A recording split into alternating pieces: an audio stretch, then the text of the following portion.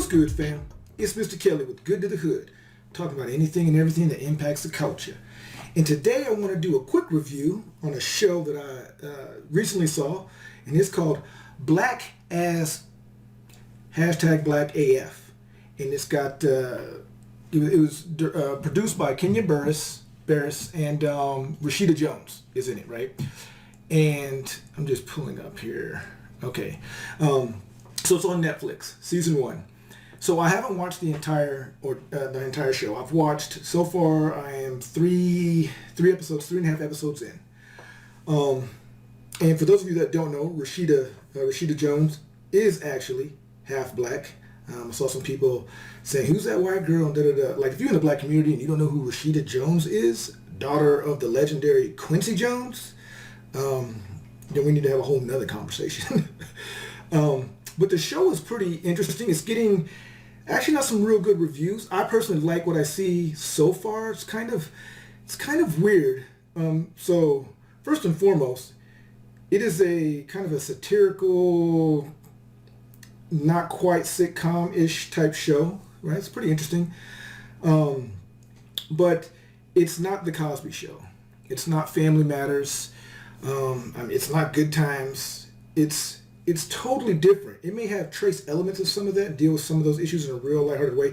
I look at it as it's really like, how would a rich black family have to conduct themselves? Like, this is like, it probably is relatable for some of your celebrities, right? Because they are celebrities and they're millionaires, and talks about, how they've started from the bottom, now they're here, but they still have to deal with the things that they have to deal with in society, right? But I think it's pretty good so far.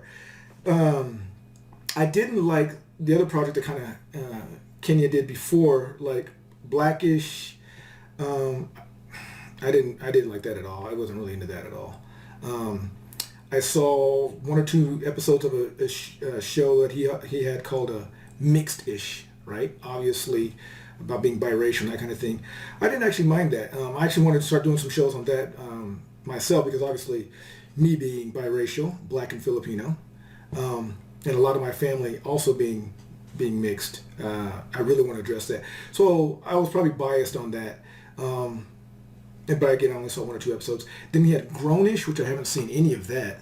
But I think what this really highlights is, if a lot of people don't like it, that's fine. What I think we need to realize is, in society, has a lot to deal with this, is they want to put black people in this one box. Like, all black people have to be a certain way or have a certain viewpoint. And that's just not the case. Blacks in America are just as complex as any other people group in America, and we can't be all boxed into, well, this is what it is to be black, or if you don't like this music, or if you don't, you know what I mean? That's there's different facets of it. There's subcultures within the culture itself. As a black community, there's some things that all of us can probably relate to, right? Being profiled by the police brutality, that kind of thing. That impacts regardless of where you land on the socioeconomic ladder. But not all black people are from the streets. So if you're what we would call sometimes maybe bougie, or when I was younger they would say you were a buppy, right? A black urbanite, or a black yuppie, right? Okay, fine. There's plenty of black professionals that haven't stepped 1 foot in a hood. And even with that being said, even if you are in the streets or in a rough neighborhood, there's rougher places that you haven't been to. You know what I mean? The jungle, parts of Harlem, Watts, Southside Chicago, East St. Louis. Like, I've met people from some of those places. I haven't been to none of those places and don't plan on going. I ain't got nothing to prove. I lived in California for a while, and I've been through Compton and Crenshaw Block and all that, but I never lived there. And I wouldn't say that I lived there. And I don't think it's fair that keeping it real or being black is synonymous with having to have those experiences only. When I was younger, it was a big deal of you're a sellout if you talked a certain way or if you dressed a certain way. which I'm glad in 2020 we realized that that's trash, that's garbage, and so we don't need to be conformed to those pressures. But back to the show, it was a good show. And I think if you look at it in the right light and realize that it's not supposed to be indicative of the black experience in all black people, then you'd be cool with it and you'll see the entertainment value in it. So like I said, so far I've seen only 3.5 of the episodes, and I think it's pretty good. It's pretty interesting. Rashida did a great job so far on it. Kenya is hilarious. And he's so relatable. He's so relatable in the sense of just like how he's dressing. First of all, okay, so he's in his 40s. I'm in my 40s.